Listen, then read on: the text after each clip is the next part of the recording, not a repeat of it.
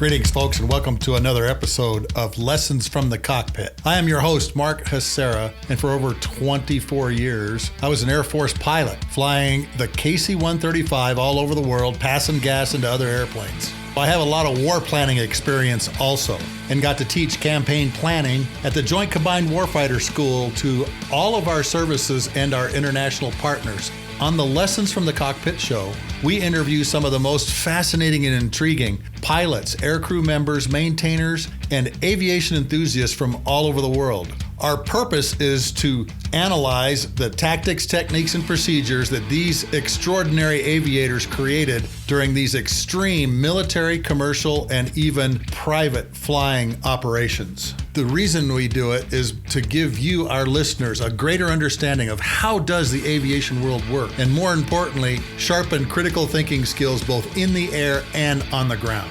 Today's episode is brought to you by Tanker Pilot, Lessons from the Cockpit, a book about flying tankers in 4 wars that's found on Amazon in all 4 formats. On today's show, I'm going to give you the Air Force review of Top Gun Maverick. And in my review, I'm going to discuss some things that I was involved with that kind of mirrors what happened in Top Gun. These kinds of things do actually happen, and people are summoned into rooms with concrete walls, told to sign paperwork, and then given very tough assignments. And like I've said on previous episodes, you're going to hear these stories first here on Lessons from the Cockpit. These are some of the things I don't even think I've told my wife and my kids about. Obviously, because I had to sign non-disclosure agreements because of the nature of what we were trying to do and what we were planning. A lot of these plans just get put on a shelf. Every once in a while, one of them actually happens though. So, grab an adult beverage of your choice, sit down, strap in, and let's begin the Lessons from the Cockpit show and a review of the movie Top Gun Maverick from an Air Force perspective. People have been asking me, well, have you gone to see the movie? Well, of course I have. My wife and I went and saw it the night it opened, for crying out loud, people. Do you really think a movie that I've waited for 2 years I wasn't going to go see on the opening night? Of course we did. Now, Valerie doesn't like these kinds of movies, not her kind of thing. Understand that, and she humored me. But I'll give you the bottom line up front about this movie. I loved it. It is probably the best flying movie I've ever seen, which is exactly what Tom Cruise's objective was. I'm going to make the best flying movie that has ever been made. And that, Mr. Cruise, on your 60th birthday, you accomplished in spades. As we can see by the box office sales, they've made over $1 billion with this movie. And I think one of the reasons is because there's no wokeness in this thing. It is politically incorrect.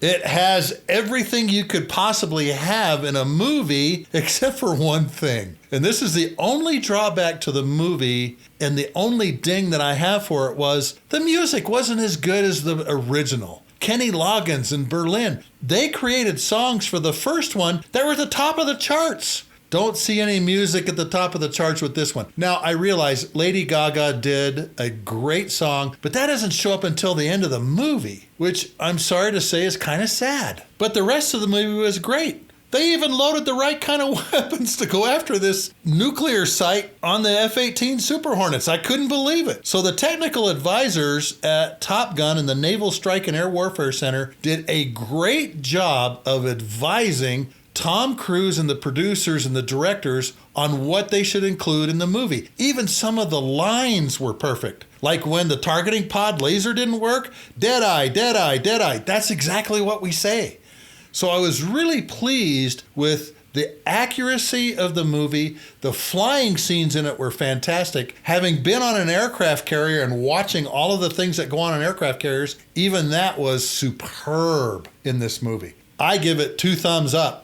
5 stars, whatever you want to say. Go see the movie. Realize it's not got the same kind of music that the first one did in it, but still, all of the actors played really great roles. And I'll talk about some of those things as we move along in this episode.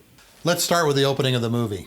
The drone versus manned flight debate has been going on probably since the late 1990s, when the first General Atomic MQ-1 Predator drone came out. All of the systems that go in an airplane, some of those are for the survival of the pilot. G-suits, oxygen, all those kinds of things. You take the man out of the airplane and you don't need all those systems. And now you have an airplane that can stay up for however long it needs to and can pull G's, do all those kinds of things because you don't have to worry about the survival of the pilot. And Ed Harris at the beginning of the movie is kind of making that point. Maverick, you're a dinosaur. We can do this with unmanned vehicles. I have been fortunate to work on unmanned vehicles when I was working at Rockwell Collins, now Collins Aerospace. My good friend Bruce Ray came to me and he says, "Hey, I need your help with something." I said, "Sure." And we developed a flight deck or cockpit for an optionally manned airplane that a particular manufacturer here in the US was trying to develop. I cannot talk about what that airplane was, but I can tell you that we actually put systems in it to where it would have two pilots in it or it wouldn't have two pilots in it. And it could fly a long way, long endurance over the target area because we could bomb things with it, do electronic reconnaissance, photo reconnaissance, all these different things with it. And it was air refuelable, so it could stay up for however long it wanted. And I helped write this white paper with Bruce on this particular aircraft. Now, you hear the name Lockheed Skunk Works, and I think all of us have heard of the Skunk Works. They've produced the SR-71, the U-2. They have some fabulous things that they've worked on at the Skunk Works. Now, Boeing has their Phantom Works, which is kind of a similar thing. Very secretive. The top engineers work in this place. There are some amazing things that have come out of the Lockheed Skunk Works. And one of them, believe it or not, was an airplane called an RQ-3 Dark Star. One of those airframes, there was 4 of them made, is now on display at the National Museum of the Air Force. And it looks like a big crab. It's got long straight wings with a big fat body in the middle. And they were trying to figure out how can we make a reconnaissance platform that can stay up for long periods of time with these long wings and so forth. Now, the program only went for a couple years and then it was over budget, over schedule, a bunch of other things. And so they stopped it. Well, apparently there is a new Dark Star type of program that is running at the Skunk Works. Some of you may know Lockheed was involved with this portion of the film, and they have this hypersonic aircraft that can go Mach 10. Now, there is all kinds of issues of an airplane moving that fast. And one of them you saw, of course, was heat.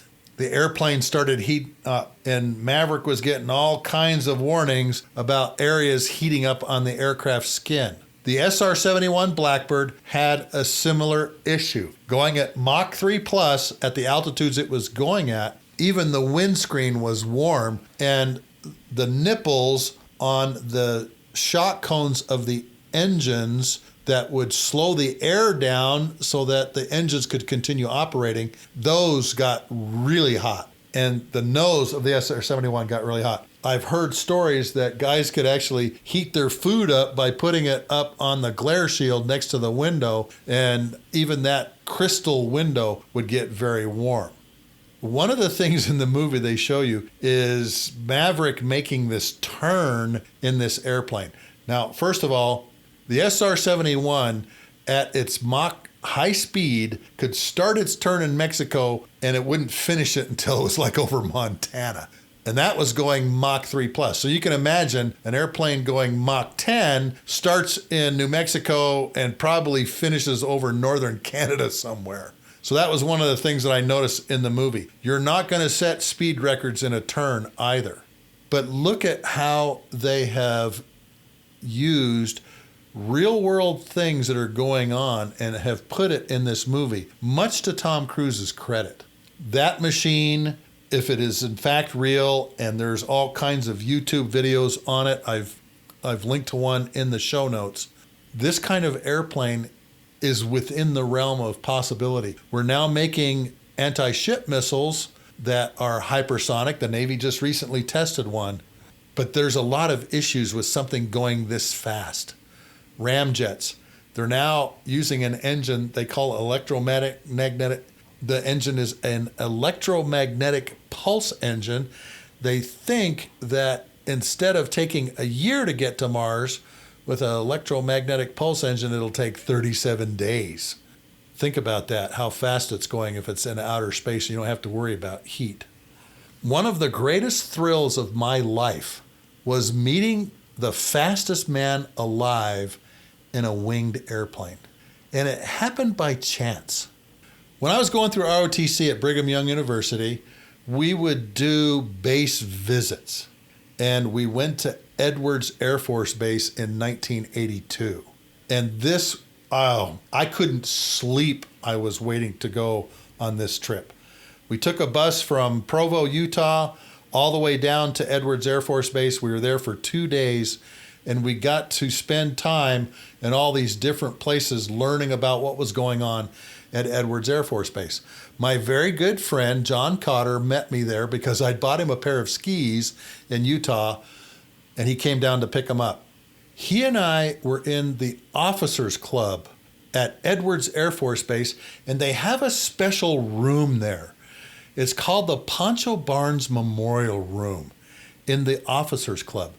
She was this rancher that all of these astronauts and test pilots would go to her bar and stay in her hotel, which was very close to the base.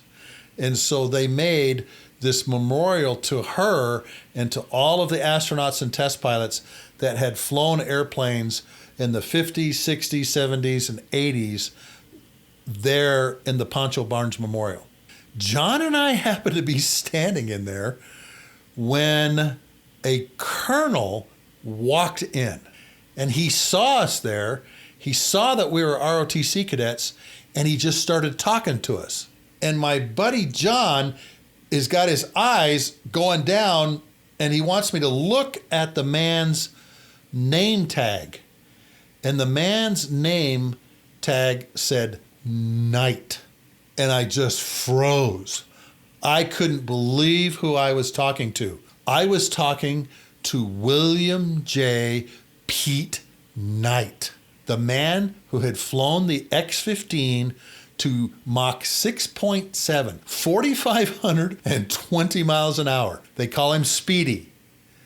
Speedy Pete Knight, the record holder in the F-16, was standing there in the Pancho Barnes Memorial explaining each picture and each artifact to 2 ROTC cadets. How random is that? It was one of these great experiences that I had in college to meet this man who had this incredible history of flying the X-15. Now, he got his name Speedy because obviously he's going Mach 6.7, 4,500 miles an hour in a white X-15 that they had put external tanks on, and it had another like scramjet engine on the bottom of it. This flight did not go well.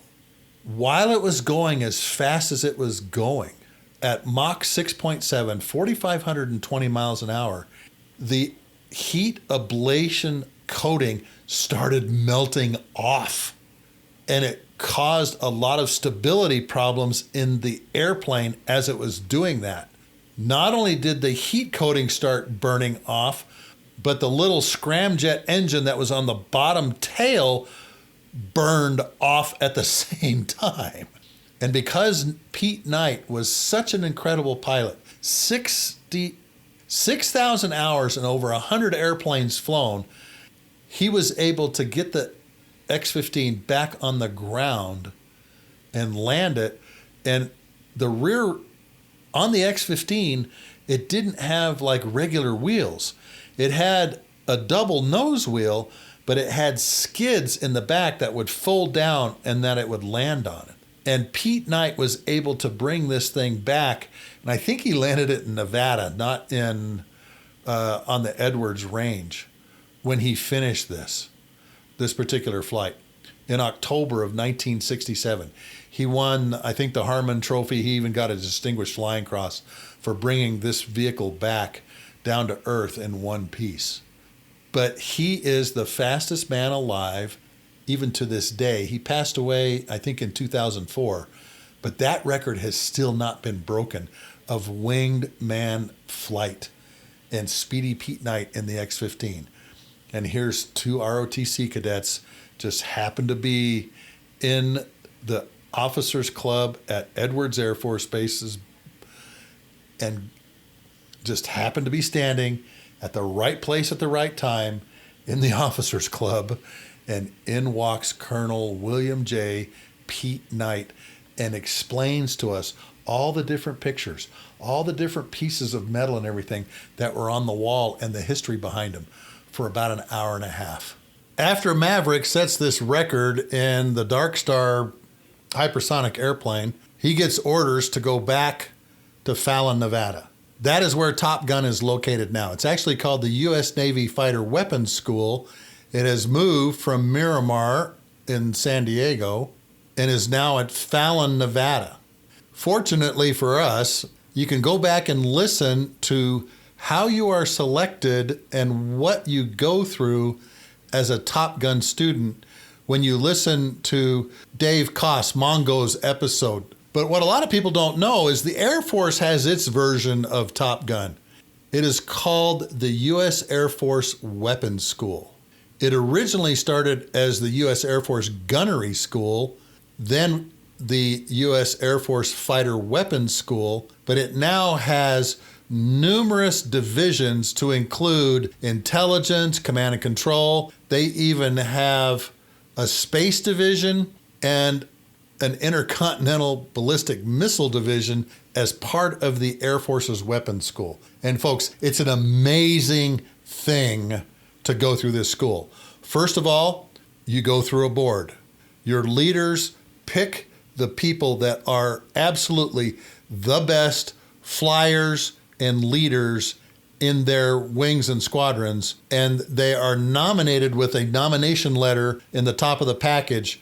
And then there's a board that each one of the divisions has, A-10, F-15, KC-135. All of the divisions have a board where they look at probably 20 to 30 packages and only pick maybe 6 to 8 people. The biggest class I think we had when I was teaching at the KC-135 weapons school was 8 people in our third class in 2001. Now at this board, you are already expected to know how to fly the airplane. You're a fairly experienced instructor with about 1,500 hours in the particular airplane, or as we say, MDS, that you're associated with. Once selected by the board, we only have 2 classes a year, 22 Alpha, 22 Bravo. The Air Force's weapons school is 19 weeks long. To give you an idea of what ours looks like, we have 428 academic hours, 18 5-hour flights, I think 3 3-hour sims, and a graduate level paper that you have to accomplish in 19 weeks. It's a doctorate degree in the employment of your weapon system accomplished in 19 weeks. It is a time management problem. But the amount of information that you get going through weapons school is incredible. But it's also the people that you associate with, because you will come back somewhere, sometime, you will be called into a room and you'll go, oh, I went to weapons school with him, her. It is amazing how you run into each other when you start doing follow-on contingency plans. They will always come to Top Gun and weapons school graduates when national security is involved and they've got a really tough situation that they have to deal with. I have been called up 4 times to go into certain locations, sign paperwork saying I'm not going to talk about this, and work on really tough operational tactical problems that had strategic implications around the world. And many of these contingency plans kind of mirrored what we did in what's called advanced integration, where all of the divisions of the weapons school got together for the last 2 weeks of the course and worked on some very realistic scenarios dating all the way back to World War II. And we had to We had to come up with a plan based on these historical scenarios. And sometimes they were very unique and very forward thinking in our development of those plans. In the movie, when you see them all together in that bar, well, look who's here, look who's coming now, look who's coming now. You know, Hangman and Phoenix and Paycheck, all those people coming together. That is not an unusual thing for these kinds of things to happen. It's unusual that it's not Air Force and Navy, but again, that event in the movie is very realistic. And like I said, Top Gun and weapons school graduates are the best of the best. They are the leaders that will lead some of these missions, as you saw in the movie, and they're the ones that sit down and nug these battle problems out. And sometimes they are very complex. And here are 3 examples. In between Afghanistan and Iraq, during Operation Enduring Freedom, I was asked, Sluggo, come with me. And I knew right away what this was going to be. I didn't know the scenario, but I knew what was going to happen because every air campaign requires gas. The tanker guys are always going to get invited to a table like this. And I'm kind of surprised that there was no tanking involved for these Super Hornets in the movie, but that's a story for another time. The tankers will always be involved. Nobody kicks ass without tanker gas. Nobody. We are always in the room as tanker folks. While I was deployed to the Prince Sultan Kayak, south of Riyadh, Saudi Arabia, my name was called. I went into a room and they said, okay, here's the problem. And that problem was a lot of the Al-Qaeda and Taliban folks were squirting out of Afghanistan and going to, of all places, Somalia and Mogadishu. Now, Somalia and Mogadishu, I think all of you know, is a failed state. But this is where they had Al-Qaeda and Taliban camps out in the far reaches of Somalia that they would go to and retrograde to, particularly if they were wounded or they needed some time off. And so leadership in CENTAF, Central Air Forces, put a bunch of us together in a room and said, hey, we need to come up with a contingency plan for all of these folks that are fleeing down to Somalia. There was a particular island that the boats would stop at to refuel that we euphemistically called Gilligan's Island on the way to Somalia. The great thing about this scenario was there was no air defenses. There were surface-to-air missiles. A matter of fact, the same surface-to-air missiles that they had in the movie, the SA-3 GOA and the low-blow radar, but they were all extremely poor maintenance, probably couldn't fire, radars probably didn't work, and there probably wasn't a lot of people in Somalia that knew how they worked anyway. After the intelligence brief, we all got together and said, okay, how are we going to do this? They were able to identify 3 or 4, if I remember, of these Al-Qaeda Taliban camps in Somalia. And they were very easy to pick out because they all had Datsun King Cab trucks in them with 23 millimeter guns bolted to the floor of the truck, called technicals. Wherever you saw a lot of technicals together, you were pretty sure that was some kind of camp. And of course, we began watching these things 24/7, 365, because we were going to establish patterns of life. That's one of the first things we do when we're going to go do something in a particular area, is we're going to find out who's there, what are they doing, how many are there, where are all their logistics support coming from, food, water, butter, bullets, the whole works, and just kind of watch these things for a while. These 4 camps were located in very remote areas of Somalia. And the first thing that we came up with was this was going to be an all-bomber show. We had B-1s and B-52s located down at the British Indian Ocean Territories, or Diego Garcia as we call it. So it made it very easy because we could load all kinds of weapons in the B-1. We could load big JDAMs on the B-52s. And I came up with one of the quotes of the week when we were planning this. As all of you know, airplanes up high produce contrails. A lot of people think that we're sliming people by chemtrails. It's just a natural thing for the engine hot air when it meets cold air up high to produce these contrails. And I said in this meeting, I want to put the air refueling areas right over the top of these camps because I want them to see the bombers filling up on their energy drink and know they're about to be bombed, okay? That is how warriors think. We want them to be psychologically impaired, and we want them to see airplanes overhead that are air refueling, getting their energy drink, that are probably going to drop bombs on them pretty soon. That's the way we think. Later on, we included the pirate camps and their ports in this plan also, because all of you know there's a lot of piracy in the Gulf of Aden and along that area of the Horn of Africa too. And we figured, why not kill two birds with one stone? Later we found out the pirates were actually moving the Al-Qaeda and the Taliban guys into Somalia in their boats. So my job was to come up with the refueling plan, which I did. I named all of the air refueling areas after NASCAR drivers, okay? Labonte, Waldrop, Gordon was right off the coast of Mogadishu because all of us wanted to go back to Mogadishu and flatten that place. And the air refueling area that we created for the bombers was only about 20 miles offshore. So the tanker guys could even watch what was going on in Mogadishu if we started bombing that place.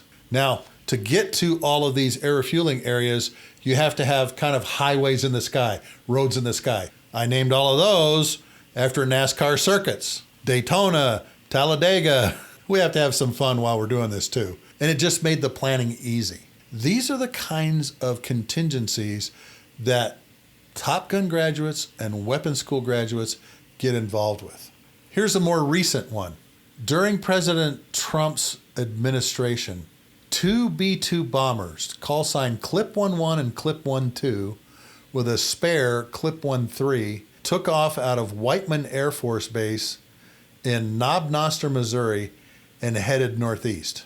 Their first air refueling was on AR-209 over Nova Scotia, and they continued on to their targets in the Sirte, Libya area. Two big, huge camps there that one B-2 bomber went after, and then the second B-2 went after the other camp. They had Predator feed in their cockpits, watching what was going on. They were carrying 85 500-pound joint direct attack munitions, or as we call them, baby JDAMs, to drop on targets in these camps. A young captain who had just graduated from weapons school in December was chosen to lead this mission because he's the most highly trained guy in the squadron or the wing.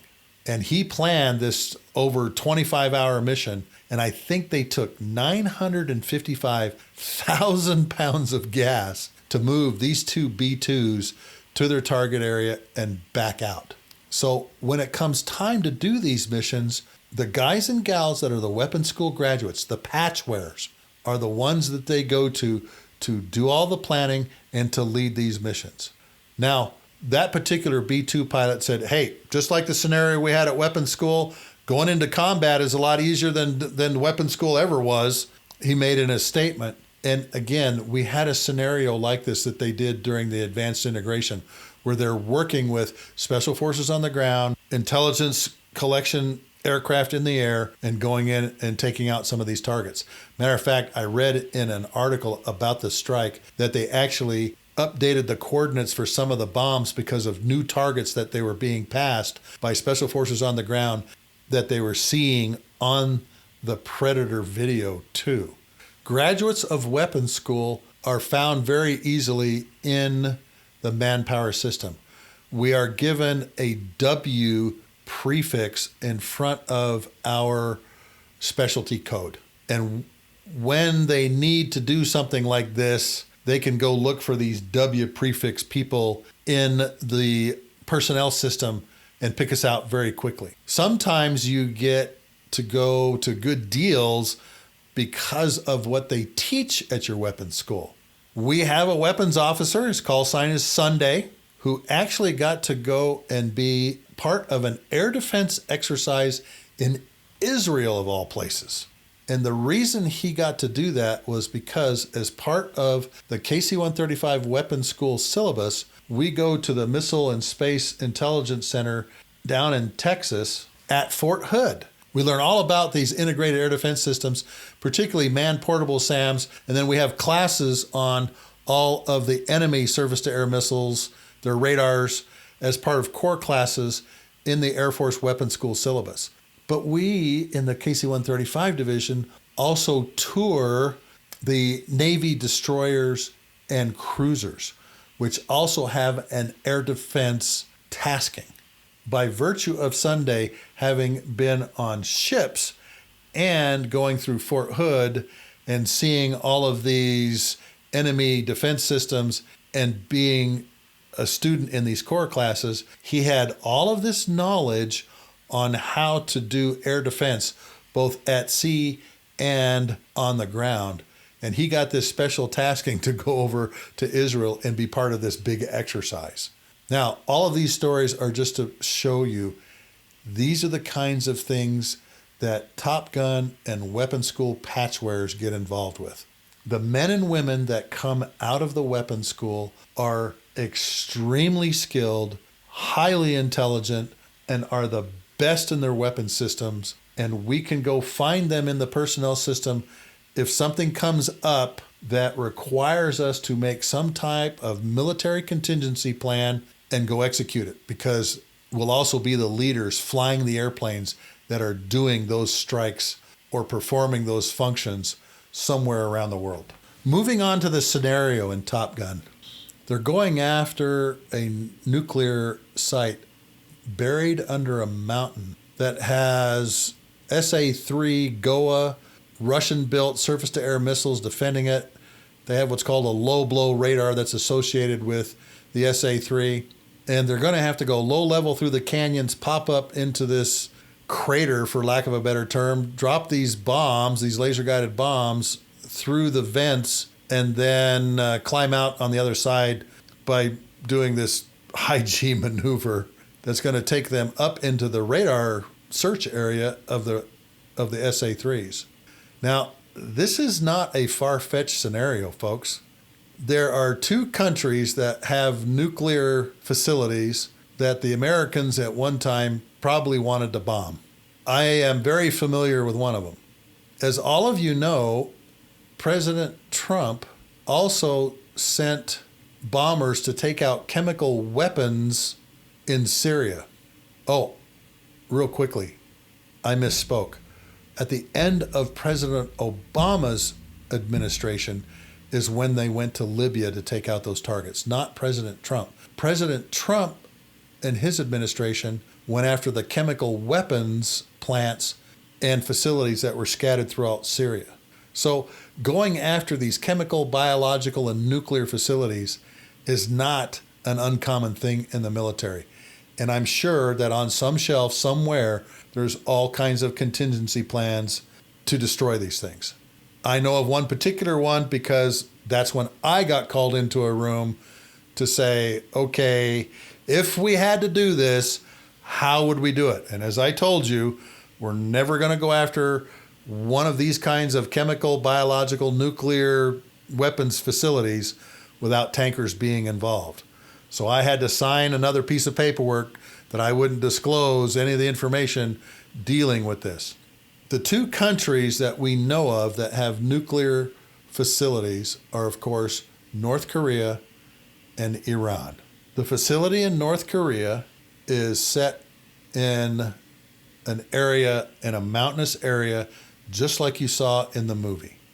The Iranian facility is actually right on the coast in the northern Arabian Gulf, and it stands out like a sore thumb. Now, believe it or not, folks, there is a website called Above Top Secret that has a downloadable overlay of Google Earth, and it shows every surface-to-air missile system in the world. And you can go to it by country on this website called Above Top Secret. I couldn't believe it when I found it, and as a matter of fact, I showed the Tanker Weapons School folks this overlay when I was up there visiting, and everybody went quiet in the room because they can't say yay or nay on that. But their silence told me everything I needed to know.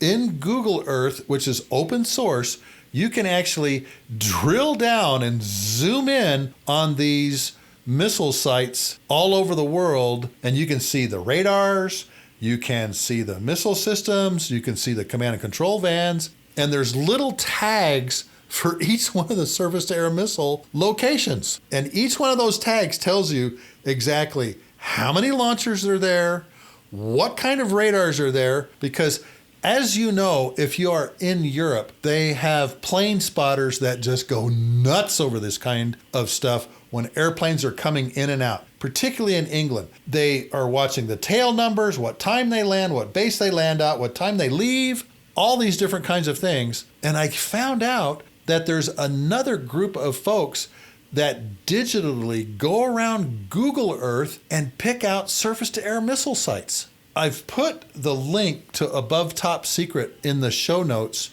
where you can download this thing.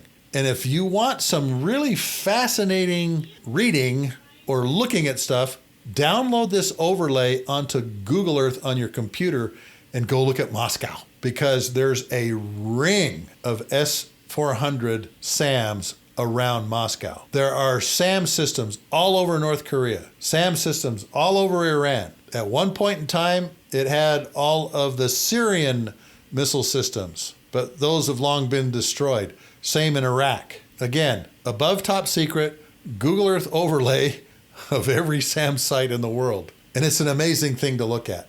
That is one of the things that we do at a very top secret level. We look at all of the things that defend the particular targets. And I just thought it was interesting that there's an open source you can go to that shows you exactly where the SAM sites are, and you can zoom in on them and see exactly what's there. Oh, another one you want to go look at, Kameneman Air Base is the Russian air base right outside of Latakia, Syria. And you can see the SAM sites there. They haven't hangared a lot of the airplanes. I haven't looked at it in a while. But you can see all the Su-35s and 25s, and even the Russian airplane that's in the movie called a Felon, the advanced fifth generation fighter that they fight. They even had a couple of those on the ramp at one point. And the really cool thing about Google Earth is you can go back in history and you can look at the patterns of life as they're building things for several years, even over a decade to 15 years in some cases.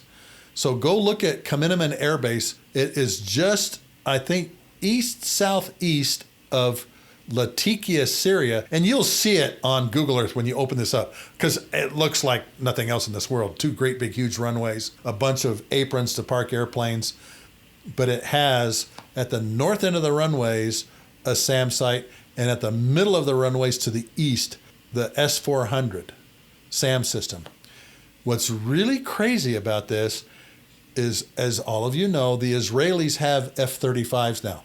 2 squadrons of them. And from what I'm hearing, the S-400 SAM systems are not picking up the F-35s. The Israelis, of course, do things to their airplanes once they get them, and maybe there's some other systems they have on board, but one of the F-35 squadrons in Israel went into Beirut, Lebanon, and were striking mobile surface-to-air or surface-to-surface missile sites, and the Russians didn't see them, didn't engage them.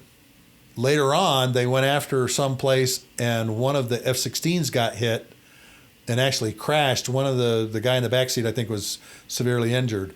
But apparently, the F-35 cannot be seen by these greatest and latest SAM systems made by the Russians. But I digress. Again, open source, go to Above Top Secret, and find this overlay, and if I can find it, I'll put it in the show notes. And you can be an air campaign planner like the rest of us by looking at the air defenses all over the world. Now, as I mentioned to you, they even picked the right bombs. The bomb that they had on the Super Hornets that they were flying are called GBU-24s. They have the BLU-109 Bunker Buster warhead, and what happens is you put this tail assembly that have folding out fins and the seeker assembly on the nose, and they bolt right onto a regular bomb, and it makes it into a smart bomb. The bombs that they used in the movie, I noticed, even had the heat-resistant ablative coating on them that you have to have on carriers. The Air Forces are this olive drab. The Navies have this gray coating on them because of safety reasons on the aircraft carriers that are heat resistant that they had on these Super Hornets on the deck. And you can see them. And this is one of the great aspects of this movie. The technical expertise and advice that they got was really superb. Now, in the movie, you see them flying down these valleys. Maybe some of you have not heard of this, but there's actually a place in Southern California near Death Valley that photographers go to called Star Wars Canyon. It's named from the movie, the very first one where Luke is, swamp rats in Star Wars, where he's going down and hitting these swamp rats in this canyon that he flies through. So we've named it Star Wars Canyon. There's another one in England called the Mach Loop, where they're flying in between these canyons and these mountains that aviation photographers go to and absolutely love being there because the airplanes are just screaming by you and they're close. Now, we have low-level routes throughout the entire United States. It looked like the movie was being shot at the low-level routes, training routes, that are up in Northern California, maybe even Washington. And again, we do this low-altitude training for these kinds of missions to stay under the radar, not be detected in airplanes like the Super Hornet that don't have low observable properties. The F-35, F-22 are considered low observable aircraft. We call them stealth aircraft, whatever you want to call them. But in the case of these Super Hornets going in to attack this target, they actually have some tools that they didn't use in the movie, which would have been more realistic. There is a version of the F-18 Super Hornet called the F-18G Growler. That airplane jams radars and also has AGM-88 high-speed anti-radiation missile or HARM that takes out the radars. All the HARM does is seek out the radars and destroy them with a warhead. I think it has 900 quarter-inch steel tungsten cubes in it. One of those airplanes, or a couple of them, may have been going in with them to deal with the radars once they came out of that valley and were in the footprint or field of view of these radars, because that's the perfect time to be shooting these things with HARM. The Navy does what we call seed-deed a little differently than the Air Force does. They do it concurrently. They'll go in with the strike package and they'll take out all the air defense systems with these high-speed anti-radiation missiles and these jamming pods that they have on the EF-18G Growler. Folks, if you really want to understand how good we are at doing this, go back and read on Wikipedia and other places Operation Orchard or Operation Out of the Box. And it will show you this scenario in Top Gun really isn't that far-fetched. In September of 2006, the Israeli Air Force launched a strike package of non-stealth airplanes, F-15EI, like our F-15E Strike Eagles, F-16Is, SUFAs, two-seat F-16s with these big slipper tanks and everything on them. They took off, went north, went through Turkey, went low level, took out an early warning site, and destroyed a nuclear power plant that was being built on the Euphrates River near a town called Deir ez-Zor. There was a lot of things written after this. The entire air defense system of Syria went down for about 20 minutes. And Aviation Week and Space Technology kind of let the cat out of the bag on how we do this. A lot of us were very surprised when we started reading stuff in Aviation Week and they were letting out some really big secrets on how we deal with integrated air defense systems. One of the airplanes that took off with this strike package was actually a Grumman Gulfstream executive jet that was configured as an electronic intelligence aircraft. And when you go and you read the footnotes in Wikipedia's write-up on Operation Orchard or Operation Out of the Box, it explains how we do this. And believe it or not, Der Spiegel, the German magazine, did a bunch of write-ups on all of this too. We use kinetic means, meaning the high-speed anti-radiation missile, but we also use non-kinetic means, as in jamming, viruses, and some other things that we do network attack with. Basically renders all of these things fairly harmless to a non-stealth package coming in. Obviously, for the target set that we were going after in the Top Gun movie, we would have used low observable airplanes. The Navy has F-35s in their carrier air wings now. They have the ability to launch laser-guided bombs, just like the Hornets do. There's another thing that the Super Hornet has that you can Google and it'll come right up. It's called the ALE 50 or 55 towed decoy. We use these to great effect during Allied force over Kosovo. The B-1s have them, the F-16s have them, and the Super Hornets have them. We call it Little Buddy. And what it is a towed decoy that is reeled out behind the airplane.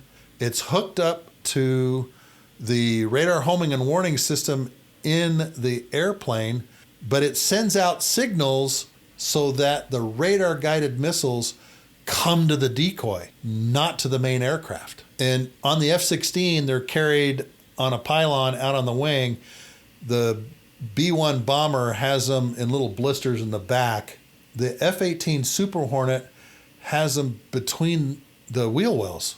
And these little decoys would have pulled off all those missiles being shot at them. Now, you can only carry so many decoys, but that's one of the things that they didn't depict in the movie. In his book, Viper Pilot, Dan Hampton talks about putting the little buddy behind him. We call it walking the dog, little buddy walking the dog, because it reels out behind you. And he even makes some comments about how his towed decoy had been destroyed by missiles that were being fired at him, but hit the decoy instead. And that decoy would work perfectly in this environment of these older SA-3 missiles and these low-blow radars. So that was one of the things they didn't put in the movie. I've done a lot of air campaign planning, and obviously non-stealth airplanes like the Super Hornet, probably not the first choice of airplanes to go in there, particularly now that they have F-35s in the carrier air wings. And I read an article that says the F-35 does have towed decoys as well. That's probably the airplane they would have used.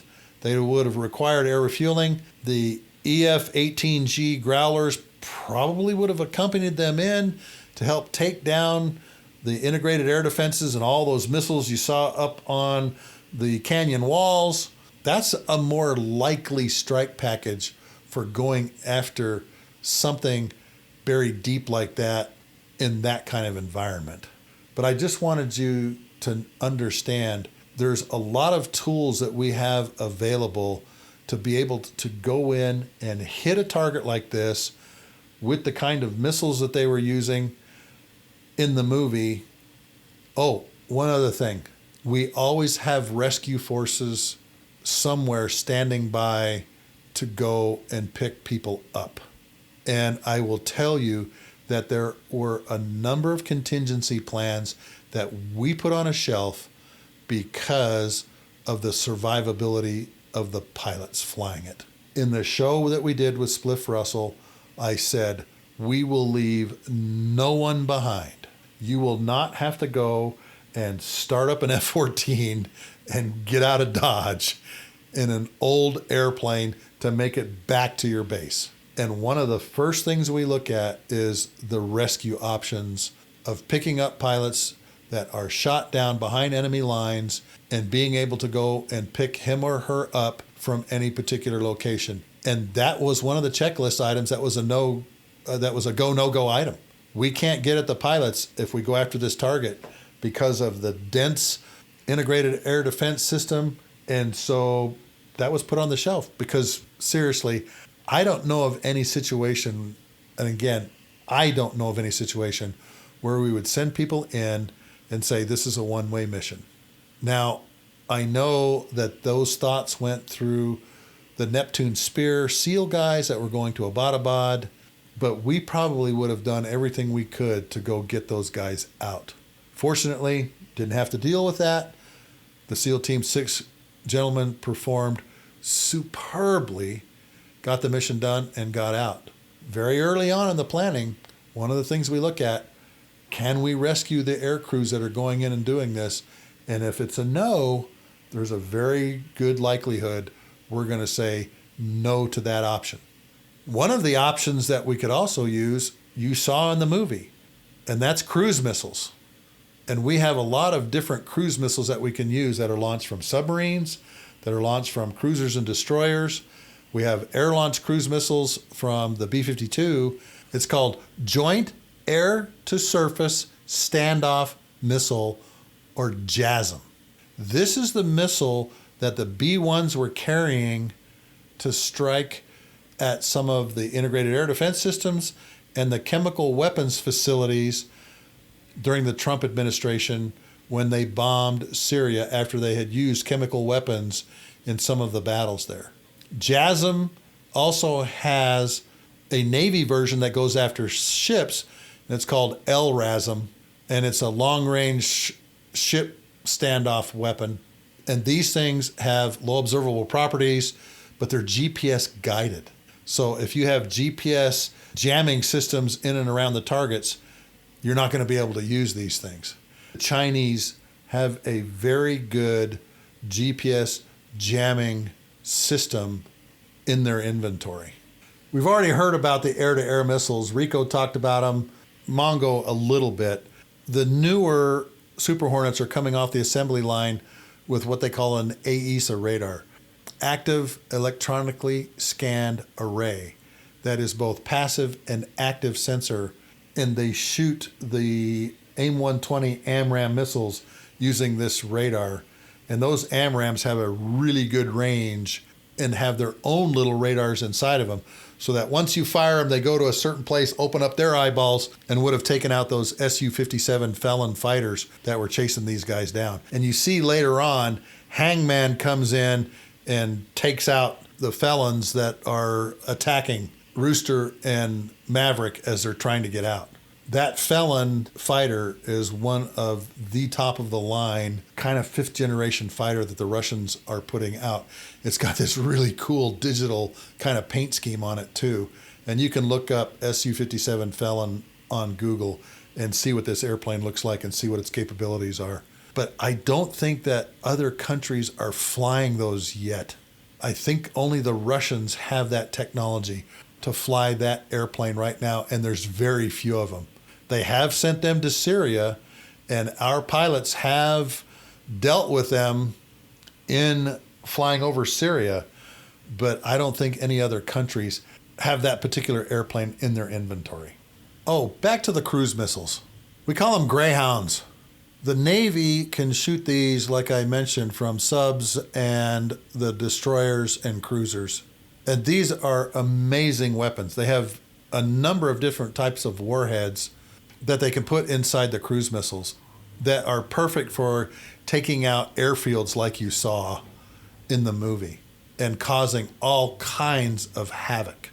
If I remember right, on the opening night of Shock and Awe, I think there was 109 cruise missiles coming into Baghdad.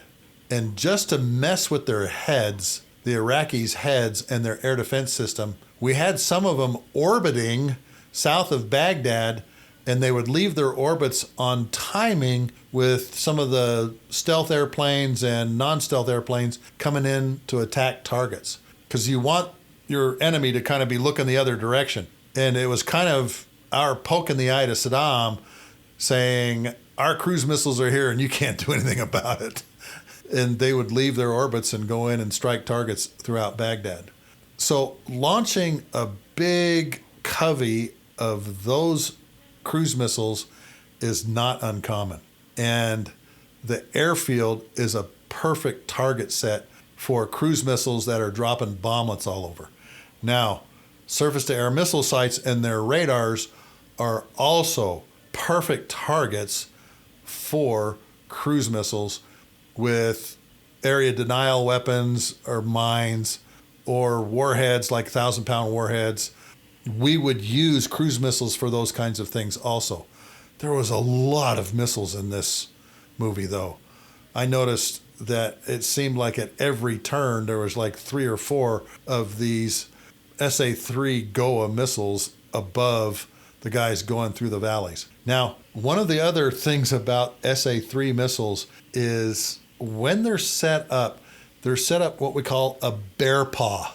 You have 2 launchers that are kind of side by side with one out in front and the radar behind it. And it looks like this funky kind of bear paw. So it's very distinguishable when you're looking at imagery from overhead, whether it be national assets or some airplane taking reconnaissance photos of it, whatever it happens to be. The SA-3 system looks like nothing else in this world. It's got a very distinct signature. And sending cruise missiles in after those kinds of air defense targets is common and is a perfect target set for a cruise missile attack. If I had been planning that mission, I would have used a lot more cruise missiles. In a carrier battle group, there may be 3 to 4 Aegis cruisers, Aegis destroyers that are carrying these things. And of course, if you're going out on this particular mission, you're going to load the vertical launch systems in the submarines, the cruisers, or the destroyers with however many of these cruise missiles that you want. And go and look at the history of cruise missiles, particularly the ones that the Navy uses. The requirements were they had to be able to load these into the torpedo tubes of submarines. And that's some very tight tolerances. That was like one of the big requirements was you had to be able to shoot these out of torpedo tubes in submarines. And they did it. They figured it out. And those cruise missiles can go a long way with area denial or cluster bombs and 1,000-pound warhead. And there's a couple of other warheads that they use, obviously, that we just don't talk about when it comes to cruise missiles. Now, there's one character in the movie that really makes himself known, and that's, of course, Hangman. And Hangman doesn't get picked to go on the mission. Some of you may be wondering, well, I mean, how come he picked, her and him and Rooster and left Hangman hanging? But you know what, folks? A guy like Hangman, I'm going to put him on 5-minute alert on the aircraft carrier so that if there is a plan B, I have a guy that can lead plan B, and Hangman would have been the perfect guy for that. On aircraft carriers, they have 15-minute, 5-minute alert like you see in the movie. They will have airplanes parked literally right behind the catapults. The air crews will be in the cockpit waiting to take off. They're, of course, listening to a lot of stuff going on. One of the airplanes that they had flying is called the E-2D Hawkeye, which is their command and control airplane. We have the E-3 AWACS, and we use what's called the RC-135 rivet joint for electronic intelligence. I was happy that the E-2 was seen in the movie because that's exactly how we would do things. The Navy would send the E-2 Hawkeye up. They'd be kind of watching what's going on. They're watching for enemy aircraft. They're listening to things going on, watching things with their radar. The E-2, as the command and control element, would have probably radioed back, hey, maybe we need to launch the Alert 5. And you'll notice that Hangman even had the GBU-24s on the pylons. He also had the double launch rail for the AIM-120 Advanced Medium Range Air-to-Air Missile, or AMRAAM as we call them. The nickname we give them is Slammer. If you get in the no escape zone of an AIM-120 AMRAAM or Slammer, you are going to die. That missile is going to hit you and there is nothing you can do about it. And I noticed that when Hangman went belly up, he had I think, the 2 bombs, but he also had the dual launcher. I think it's called a LAU 115. Launch Adapter Unit 115, that has 2 of these launch rails that hold the AIM-120 missiles on it. Now, you can hold AIM-120s, or you can hold the AIM-9X, which is the heat-seeking Sidewinder missile, also a fantastic missile that they had on the wingtips of their Super Hornets. But Hangman was even loaded the way he should have been for an Alert 5 airplane. If they needed to go in and drop bombs, he's carrying the bunker busters. Needed to go in and take out the Su-57 felons, he's got the AIM-120s on the wings.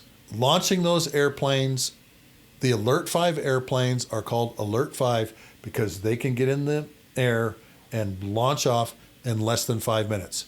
Taxi up to the CAT, the nose tow bar goes down, put them in the shuttle, and off they go in just a matter of minutes.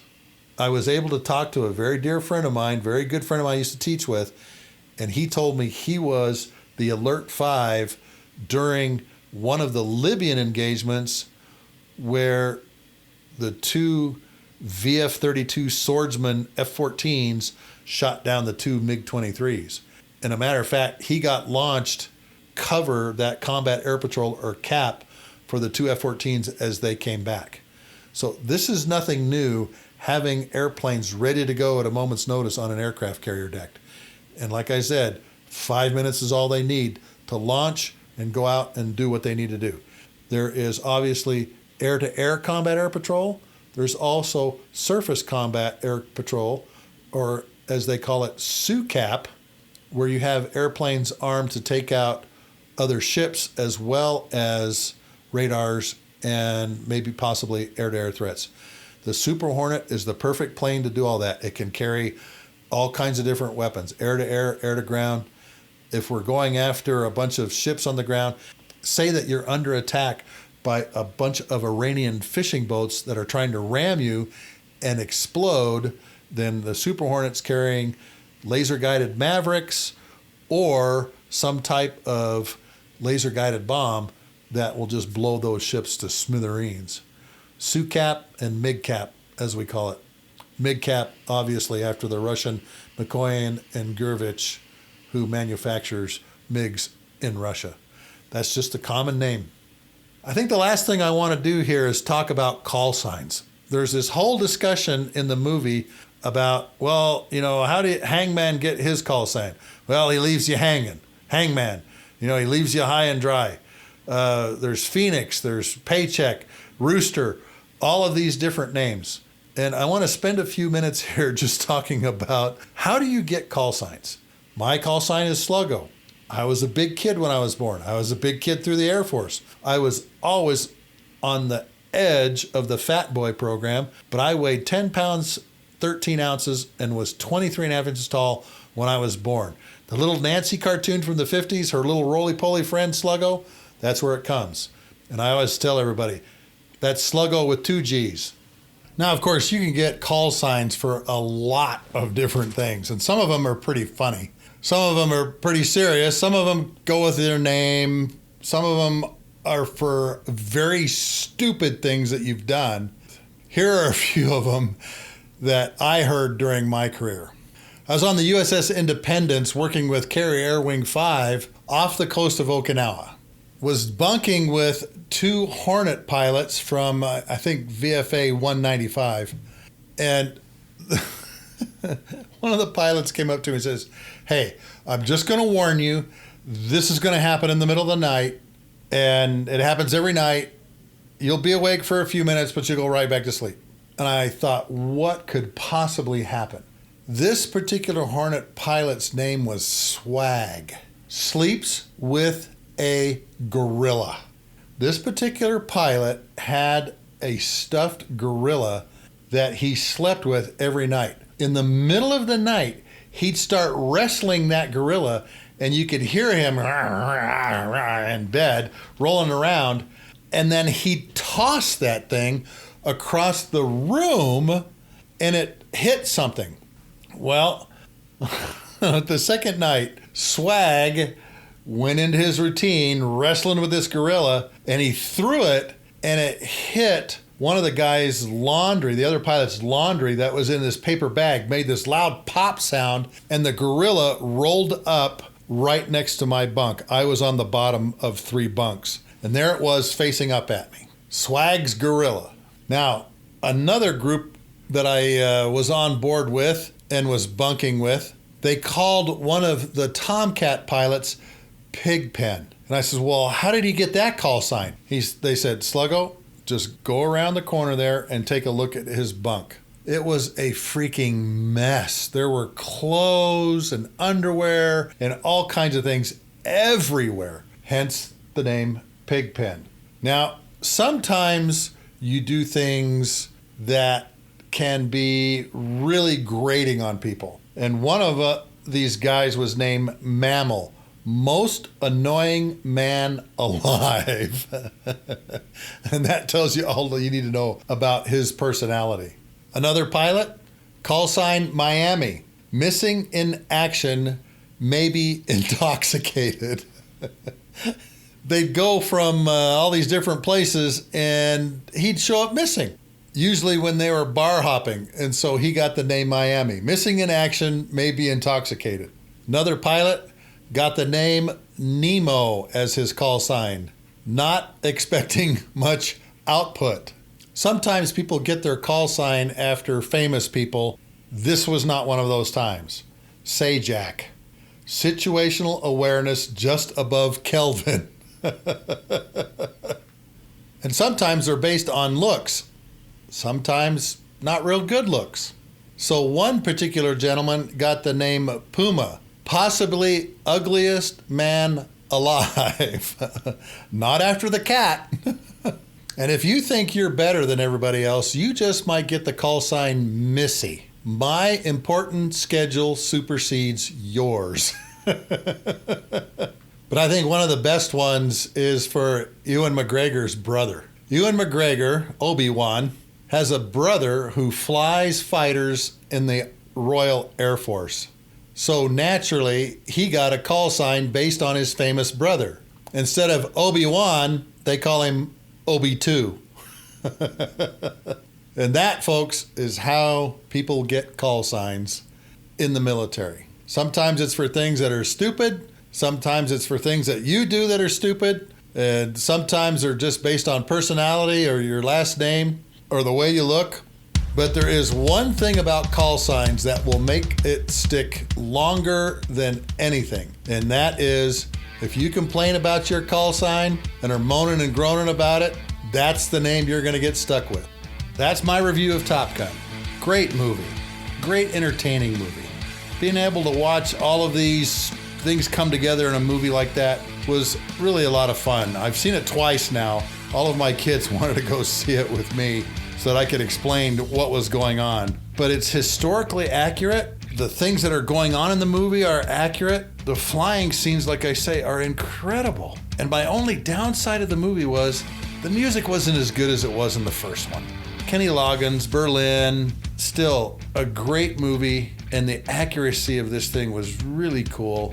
And the flying scenes, now that they've got these little small cameras that they can put all over everywhere. GoPro has really changed the way we film in the airplane. Thanks once again to my sponsor for this episode, the book Tanker Pilot, Lessons from the Cockpit, that's found in all 4 formats on Amazon. Hardback, softback, Kindle, and Audible. I hope you'll share this episode and previous episodes with your friends and loved ones. All of my episodes can be found at my website, markasera.com, under the podcast pull-down box. I mentioned to you, I'm going to do a special 6-part series on the Battle of Roberts Ridge, and that's going to start probably in 2 weeks. So folks, have a great week. I hope that you'll tune in once again and listen to the Lessons from the Cockpit show.